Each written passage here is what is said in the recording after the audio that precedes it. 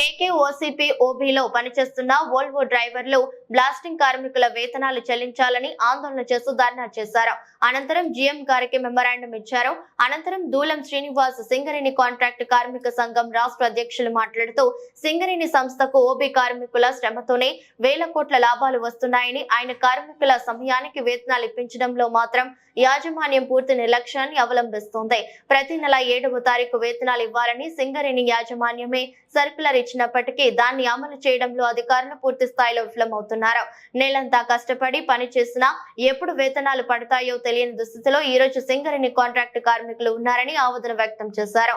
ఒకే కుటుంబం, ఒకే లక్ష్యం, ఒకే గమ్యం అని నినాదం చేసే యాజమాన్యం కాంట్రాక్ట్ కార్మికుల విషయంలో మాత్రం ఎందుకు సవతి తల్లి ప్రేమను ప్రదర్శిస్తోందని సిఐటియు కాంట్రాక్ట్ కార్మికులుగా ప్రశ్నిస్తున్నాం. వచ్చేవే అరకొర వేతనాలు, అవి కూడా సమయానికి ఇవ్వకపోతే ఆ కుటుంబాలు ఎలా బతుకుతాయో చెప్పాలి.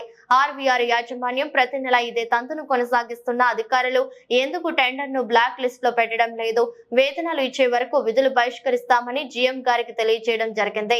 అధికారులు స్పందించి సమస్యను పరిష్కరించే దిశగా చర్యలు తీసుకోకపోతే సమ్మెను యథావిధిగా కొనసాగిస్తామని తెలియజేశారు.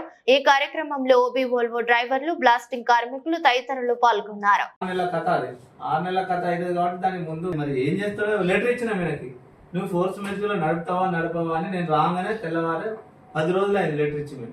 నువ్వు నీ యొక్క నడుపుతానని మనకు రైటింగ్ లో ఇవ్వాలి. నువ్వు నడుపుతానని నాకు రైటింగ్ లో ఇయ్యని లెటర్ ఇచ్చిన, ఇంత ఇయ్యలే. మళ్ళా ఆర్వీఆర్ కంపెనీ జీతాల విషయంలో చాలా కార్మికుల ఇబ్బంది గురి చేస్తుంది. అయినా మేము కూడా తట్టుకొని కూడా ఒకసారి ఆల్రెడీ 3 రోజులు స్ట్రైక్ చేసినప్పుడు మేము ఖచ్చితంగా మీకు పనిచేస్తాం, జీతాలు వేపిస్తామని చెప్పిండ్రు. అయినా లేటుగానే వేసిండ్రు. ఇప్పటికి 20వ తారీఖు వచ్చినా కూడా ఇప్పటికి జీతాలు లేవు. మేము పని చేస్తేనే బతికే మనుషులం. మమ్మల్ని పొట్టగొడుతుండ్రు. వీళ్లకు తగ్గట్టుగా సింగరేణి యాజమాన్యం కూడా వాళ్ళకు వంత పాడుతుంది. సింగరేణి యాజమాన్యం ఎలాంటి చర్య తీసుకుంటలేదు. కావున మేము అందరం కూడా మమ్మల్ని రోడ్డు మీద అయితే మా పిల్లలు రోడ్డు మీదకి వచ్చినట్టుగా మేము భావించి